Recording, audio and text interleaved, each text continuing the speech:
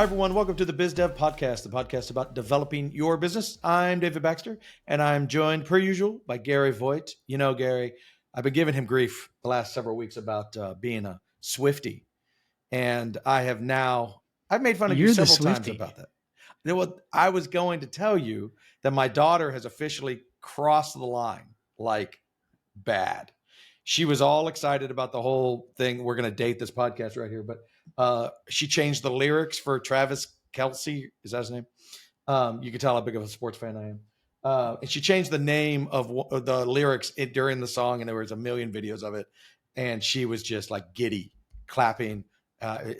We saw the movie. I think I mentioned that before. We saw the movie of her tour because we can't afford going to her tour. And ever since, my daughter is just, that's all we listen to now in the car, which is great. I've heard Cruel Summer like 3 billion times. But Yeah, my daughter's a huge fan, but I won't allow her to listen to it on my Spotify account because not grungy enough for you. No, I just don't want to go into Spotify and then it's recommended 9,000 Taylor Swift songs. That's why you give her own profile, man. Family plan. She has her own. Oh, all right then. She just likes to infect mine. Yeah, that's my Netflix thing. Netflix is just a bunch of teeny bopper movies. More importantly, we are joined by Emma Przybyslawski. How'd I do? Nailed it. I'm going to take it. She is the CEO and founder of Strike Solutions, which is a military thingamabobber that I know nothing else about. That sounds right. Did I nail that too? Nailed is that perfect? It. Yes. Yep. Military. That should be on your LinkedIn. I run a military thingamabobber. Exactly. I think that would go well. How are you today? I'm great. Thank you. Thanks for having me. So since I completely butchered what you actually do, why don't you tell everybody what it is that Strike Solution does? I would be honored. So we are a sensor platform company. So we produce sensors that are hardware and software based to help with edge operations. So a lot of our customers are in the operations and intelligence spaces. And the best way that I like to describe it is we put sensors out into the world to give you a better understanding of the digital footprint around you. But this is all towards military applications. The DoD, Department of Defense, is a major customer of ours, but also branching out into some commercial applications as well. So kind of a dual use tech situation for us. So what is it that you guys do? Do you build the sensors? Do you build the software? Do you do both? Both. Yeah. Both. So we build the sensors in their hardware form factor, which can vary depending on the use case for the deployment. And then we also build the software that helps you make sense of everything going on within the hardware container as well. So we do both. I'm almost afraid to ask questions about it, though. It seems very high level spy tech stuff. It's all commercial. It's a commercial solution. So I won't tell you anything I can't tell you. Yeah, we were joking before we started about the black suits coming in. Get her. Yeah. You never know. If I get yanked off stage left pretty hard, then it's going to be the shortest podcast ever. Yeah, exactly. So if you haven't taken a moment, it's just fun I enjoyed the 10 minutes. This company called Humane has made a little brooch, for lack of a better term, that does AI stuff. Don't have to dive into it, but their video of it, where they introduce it to the world, they are so serious about it. Like, this is the most life-changing piece of hardware you've ever seen in your life. And it's almost hard to not giggle through the whole thing. So if you haven't seen that, it's really good. But it's one of the new generation, and there's several of them. Glasses, the pen, there's going to be more that is all about what can we do that's not a phone, that is AI driven. So you have ChatGPT stuck somewhere. Yeah.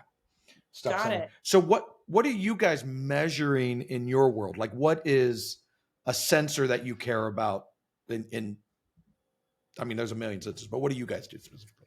So what we care about the most is what we call signals of interest, or SOI. Is, the DoD, Department of Defense, can't do anything without turning it into an acronym. So I'll do my best to not speak in alphabet soup on this, but we care about signals of interest. So really where our path started was within the radio frequency spectrum.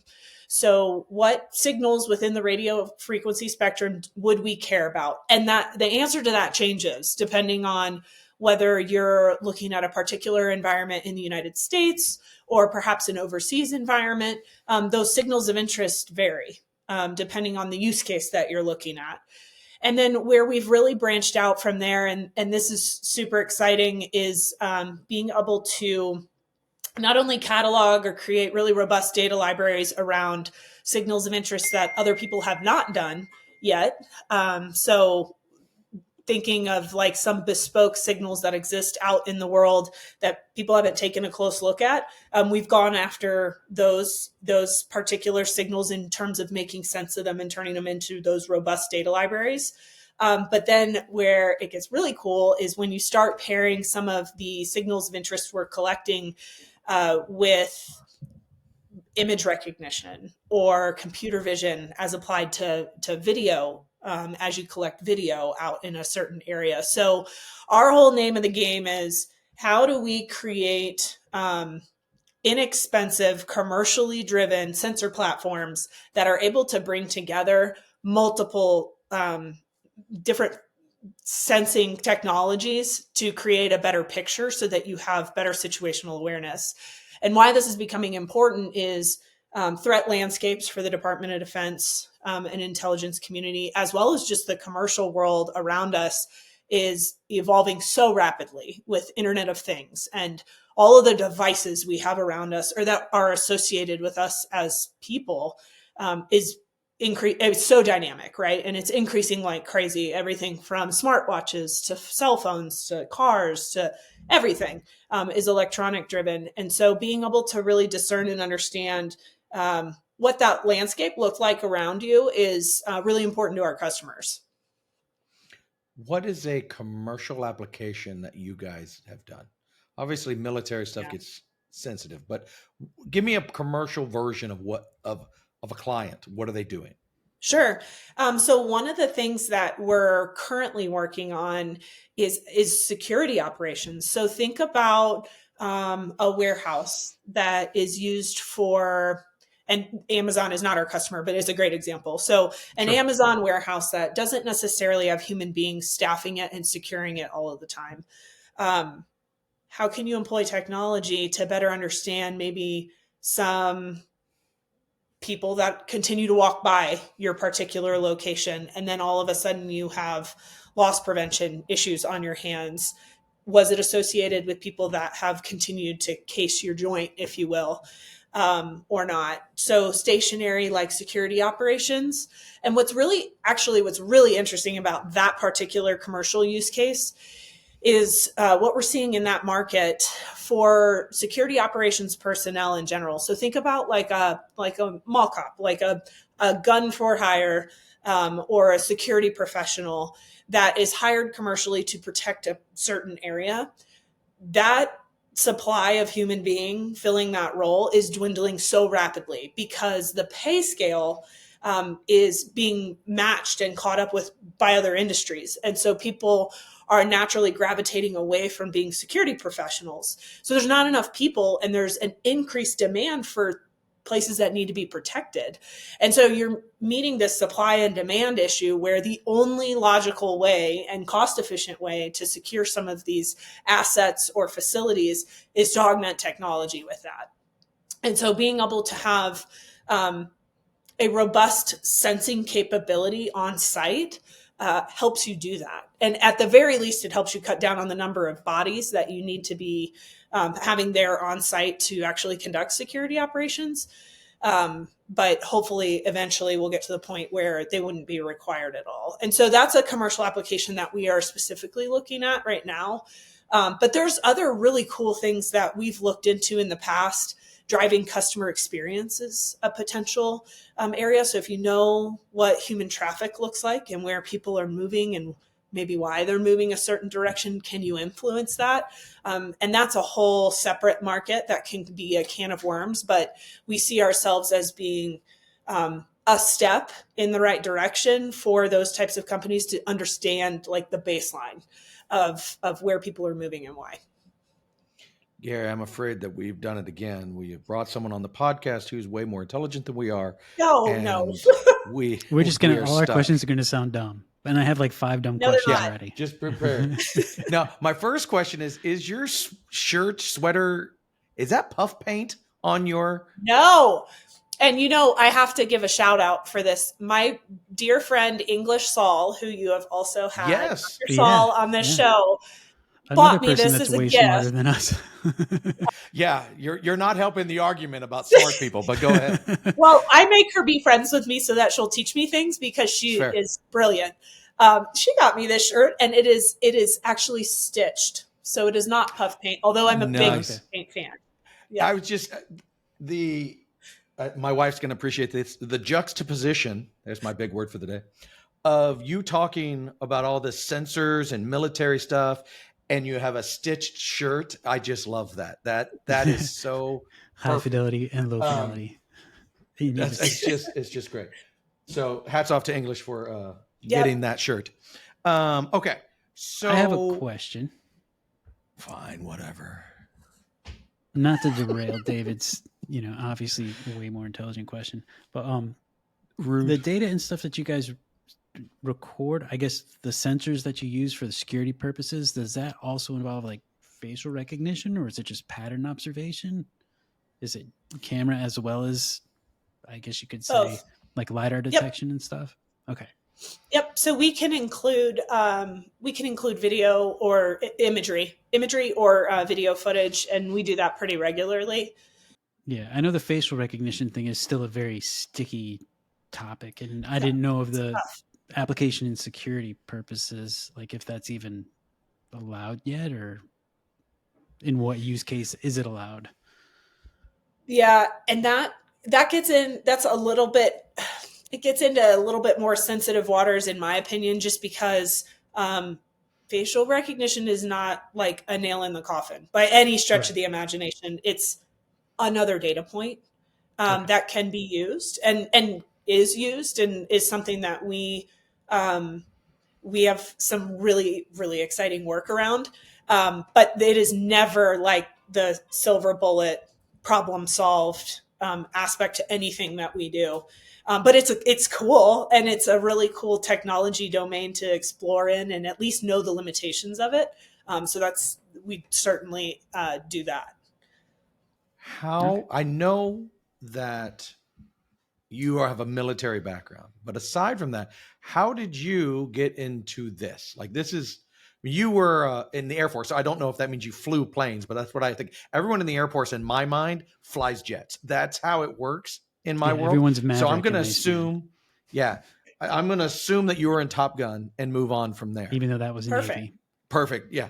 That's Navy. a great assumption. Stupid. That tells you once again how good I am at this. This is why I'm a podcast host, everyone. So you went from there to sensor goodies that you're doing now. Give me that path. Paint me that path. Yeah. So to do that, let me take just one quick step back, and I'm going to dash your hopes and dreams, and probably my own as well, a little bit. When I was a younger child, I did not fly. And I had the less exciting job within the Air Force domain of being an intelligence officer. Now, where I lucked out sounds super boring. Honestly, I mean, when you get it, you're like, oh, really? Okay. Well, let's see what this is all about. And It sounds I like had a spy. What do you mean boring? Yeah, I know. I was joking. I was being super sarcastic. To me, it's like intelligence. You're James Bond. Now you're not flying planes. Now you're James Bond, and you're over there and you shot Osama. That's what you've done. I would love for you to keep that visual. I really would. Again, that was also Navy, I believe. Yeah, that was also Navy. So The I am Navy totally is so useless. good at marketing. The Navy is so much better than everyone. And they do. And you notice that none of their things that I'm mentioning actually say the word Navy in them. It's just SEAL Team 6 or Top Gun. It's like there's no Navy in there. Anyway, No, I'm sorry. I they're derailed yet brilliant. again. It's subliminal. So I was intel, and fortunately stumbled into an incredible career with special operations. So which is non-traditional for Air Force intelligence in general. So I like snuck under the radar and totally operated in a different domain than most Air Force intel officers get exposed to. And it's important to mention that because the people and teams that I got to work with on the Army and Navy side really exposed me to, I mean, just a completely different environment than I ever would have had the opportunity to work within if I had just gone like the traditional Air Force path. And what's really cool was kind of like towards the end of my time, I fell into a job where I was evaluating technology. And this is like back in 2014, 2015, where we were able to employ new technologies to our operations a lot easier because we are special operations, and they're kind of leading at the forefront. They have a different funding mechanism and they can move a lot faster, smaller team dynamics. So you get to kind of push on the gas. And that exposed me to a world where I was like, wait a second, technology is actually kind of cool. Everyone keeps saying this word innovation. It sounds important. I want to go focus on that. And so when I got out of the Air Force, I went into the tech industry and admittedly was like, I don't want anything to do with the government anymore. I'm going to go commercial only. And I did that for a few years, 3 or 4 years, focusing just on the commercial market and trying to learn everything I could about the tech industry in a short run, because admittedly, that's a very short run. I got called back by a company that does tech consulting. Gartner was where I worked. A friend called and was like, hey, you should come back and serve, the government again, which was not appealing at all, and help us grow this tech consulting business with the Air Force and the Space Force. And he was like, he made a great argument. And honestly, like, I'm so glad I did it, but got to come back and like serve in a completely different capacity, helping the Air Force and Space Force figure out technology strategies. And it dawned on me while I was there that there is this dearth of talented people that come from the mission space who have been on small teams, who build small businesses around bringing better tech back to the warfighter. And my initial thesis was like, I'm just going to do that. I'm going to bring better tech back to the warfighter. That's too broad.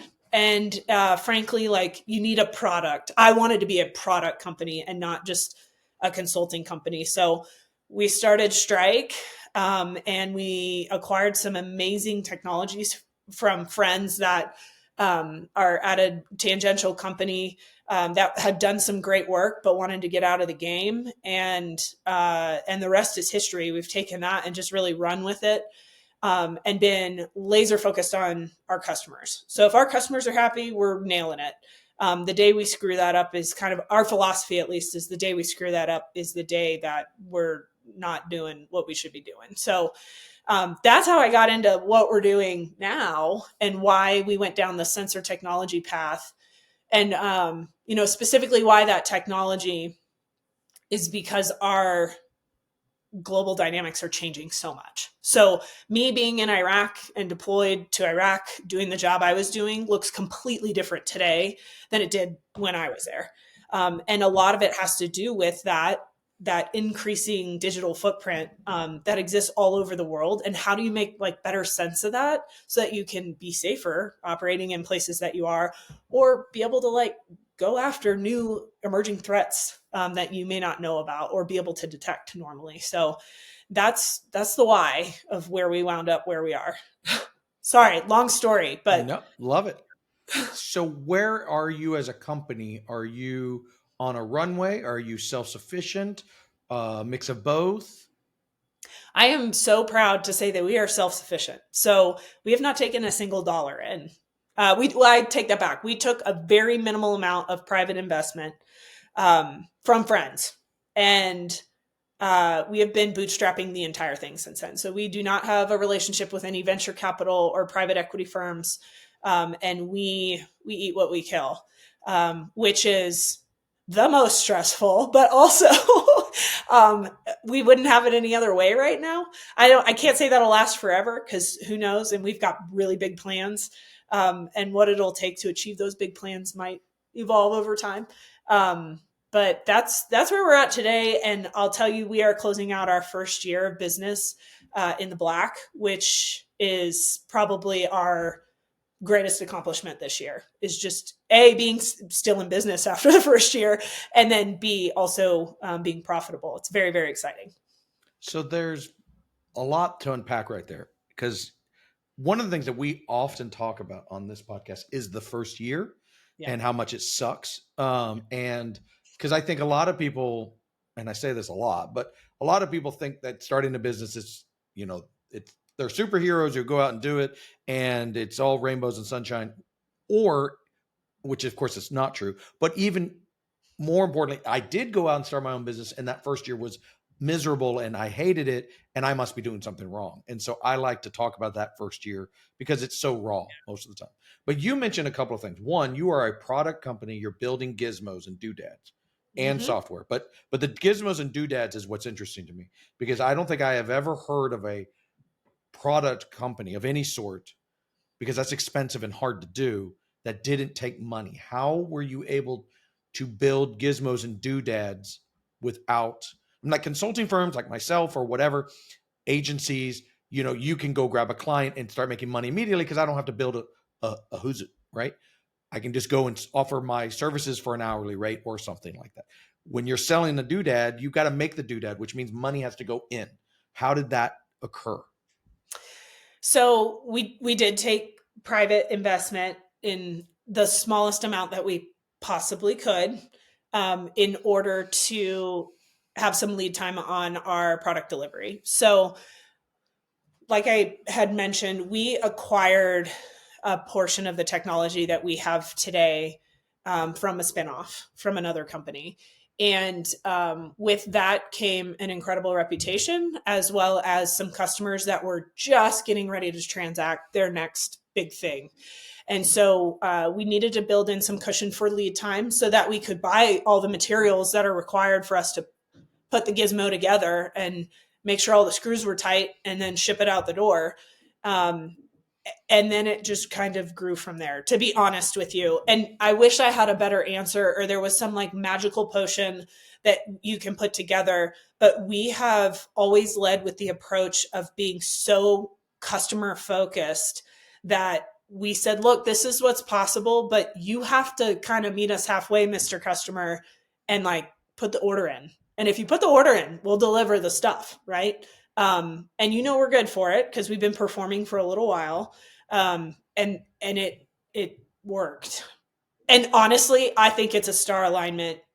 I mean, there's nothing insanely crazy that we've done other than show up and do our jobs, but that doesn't work for everybody, to your point. And I'll be honest with you, there have been really terrifying days where it's like, oh my gosh, we are running on fumes here. Like, this has to come in. Otherwise I don't know what we're going to do. We're going to have to go get money. And we've been fortunate enough to avoid that for now. Will that last forever? I don't know. Like I said, we've got these big plans that I don't know if that math equation will work forever. But it should not be undersold. Is that the right word? What you've done to be in the black year one as a gizmo doodad company is rare, if not unheard of. We've interviewed a lot of people, and then most people I've found start companies in a few ways. They borrow money, which is common. They're bootstrapping it themselves from a spouse of some sort, or they're independently wealthy. We've seen it all. Yeah. I don't think I've ever seen anybody who wasn't one of those. Now, it does sound like you were extremely well connected. You were able to buy a technology somehow that you had a connection with outside of this business, because clearly the business couldn't connect before it existed. And so a lot of dominoes lined up very nicely, which is lovely. But it's amazing, and hats off, because that's hard to do. Thank you. I feel like most days I'm just like a glutton for punishment, because I have so many friends that have gone and raised, and like they're still stressed out, but it's just different. And all the time I'm like, oh, I wish I was you guys. But here's the thing. I say this a lot to founders because I'm a big fan of bootstrapping. I think a lot of people, and the sexy part of entrepreneurship is in the raising the money and the unicorns and all of that. But there's a downside of that I don't think it's talked about enough. If you have let's say $1 million in revenue, just that's a successful company, but not blowing the roof off, right? And you raised money, you as the founder of that company are still living on ramen and eating off of a box because you have no money, and your investor probably is still mad at you because you have $1 million in revenue. If you had bootstrapped that sucker, you're probably making $250,000 a year, living a very nice life, no more ramen for you, right? And that's a very different world. And I think that there's something to be said about that. That's very nice. And you can have a wonderful life and raise a family and send your kids to college and retire beautifully.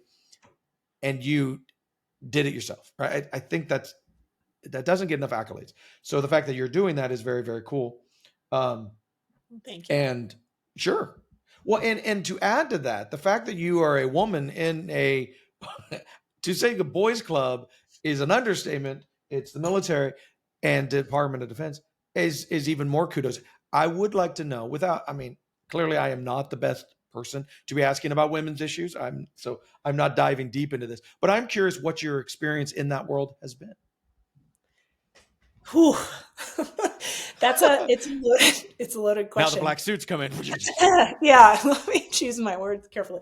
No, to be honest with you, I went to the Air Force Academy when it was 10 to 15% women. I went into the special operations world where my last deployment, I was the only U.S. female on the ground at one point. And so I feel like my journey has kind of made me numb. Like, I don't notice it as much. And but look, now being in business is a different deal. And I would say that my experience is, it is critical for me to show up and know my stuff. And it is critical for me to surround myself with people who are the same way, especially at Strike and at our company. We have the best team on the market, and I stand behind that forever. The day you show up and you have a bad day and you say something in the wrong way, or you don't know what you're talking about, you just lose that little inch of credibility. And over time, that really chips away. And that's true for anyone. But I feel like in this space, there's a lot of dudes that get away with things that I wouldn't get away with. And so I have just chosen to show up and be the best I can be every single day. And literally, that's all I can do. And if people like that, then they work with us. And if people don't like that, then they don't work with us. And guess what? I probably don't want to work with them. So to me, it's been about just equaling the playing field and showing up and being competent, and the rest will come. And frankly, that's been my experience so far. And it's worked so far. So far, so but good. There are days when I'm just what is seriously? He just said the same thing that I said, but in a different way, but it's the same thing. And what is happening? And that's probably true for anyone though. That's in any business. I can't say anything because that's what I do to my entire team. I just take all the credit and all of the stuff that they do. And I just say, look at what I did. I'm amazing. Check me out. Especially if it's Gary, because Gary has no talent whatsoever. And so everyone assumes that. So it's just mine. Yeah. The one thing I would add to David is there is a coalition of the willing, especially in my space. There's a few of us girls that are very tight and help each other.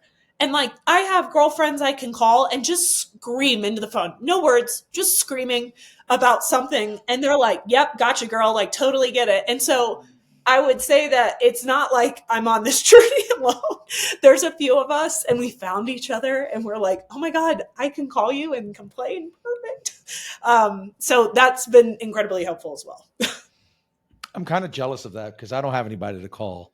Gary hangs up on me every time I call him. So you blow up my Slack feed right. nonstop with your whining. Okay, that's fair. That's 100% fair. So Gary's my wonder wall, as it were. Love it. Gary, I have spoken too much. Your turn. I did have a question. You mentioned earlier that we, and then you also started, I guess, on a company or a technology that kind of existed that you expanded on. You being the CEO, how many other people do you have like on the leadership team, or how many people did you start the company with? So we started the company with 3 people, 4 people. Okay. We are currently sitting at 15 with a hiring roadmap into the new year of a handful, if not quite a bit more, based on some workload that we have ramping up. But we started with a very small, scrappy team that was hungry. And to kind of come full circle with the bootstrapping concept, like I kind of love the bootstrapping concept because we are all hungry and we stay that way. And it's been really interesting as we've expanded our hiring approach. Revolves around the leadership team that started. And everyone on that leadership team gets a vote. And the first thing we all ask each other is about the vibe check. Are they hungry like us? Or are they thinking they're going to a startup where the swag's going to be amazing? They're going to like these crazy dinners and like flying first class everywhere. Not that that's the case for everybody, but it's really important to us that our culture fit is the first thing we look for, and the most important foundational piece. For as long as we can hang on to that, we are going to. And the leadership team is instrumental in that and has different perspectives. It's been fascinating to watch us all grow over the past year and understand like what's more important to other people than maybe someone else on the leadership team. But yeah, we started with that same concept of the coalition of the willing, who was crazy enough to come over and start this. And here we are. Is your team, are you guys all an in-person business, or do you have like remote employees as well? No, we're scattered to the 17 winds. We're all over the place. We have an office out in the DC area because you have to. Las Vegas, Colorado Springs. But a